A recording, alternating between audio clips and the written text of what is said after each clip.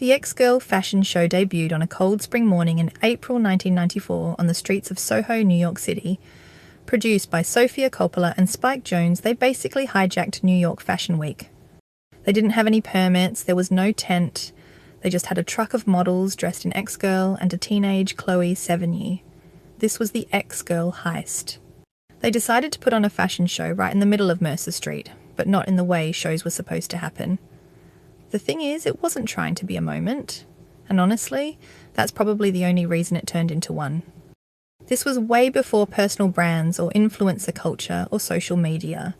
There was no big budget, just a plain white sheet tacked to a wall, spray painted with the words, "X-Girl is number one." The show was set up just down the street from where a Marc Jacobs show was finishing, and they deliberately timed it to catch the crowd as they spilled out. And it worked. The whole thing was shaped by this incredible downtown creative world. Sofia, Zoe Cassavetes, Spike, Thurston Moore, Ione Skye and the Beastie Boys. It was an impressive circle of friends. And they didn't just use models, they used their friends just walking past people like it was any other day. It sounds small, but it wasn't. Because back then, fashion felt polished, a bit out of reach. And this was the opposite. This was more like, yeah, this is what we wear anyway.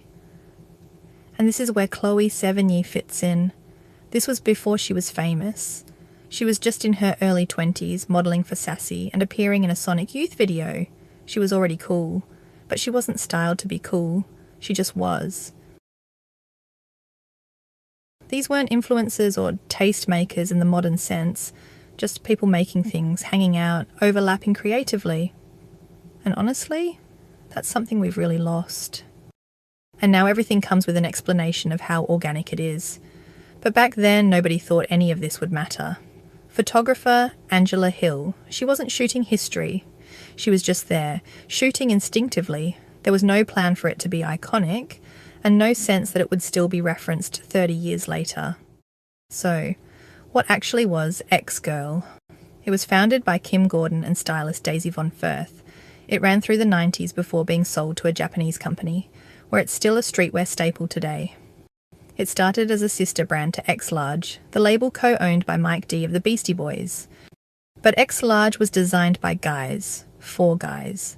X-Girl was different. It was affordable, wearable stuff, nothing tight, no lycra, just those ringer tees that every indie girl lived in. The pants mattered too. They were wide-legged but shaped properly so skater girls didn't have to drown in baggy men's fits, just to find a look they liked. It was about taking that street volume and tailoring it. Same with the A-line minis. They were short but still cut with enough room that you could actually live in them. They didn't feel precious. They were clothes that just worked. You could move in them, breathe in them, and just be yourself. It was fashion that didn't ask you to sit still. That's probably why it still sticks. Not because the clothes were groundbreaking, but because they were real.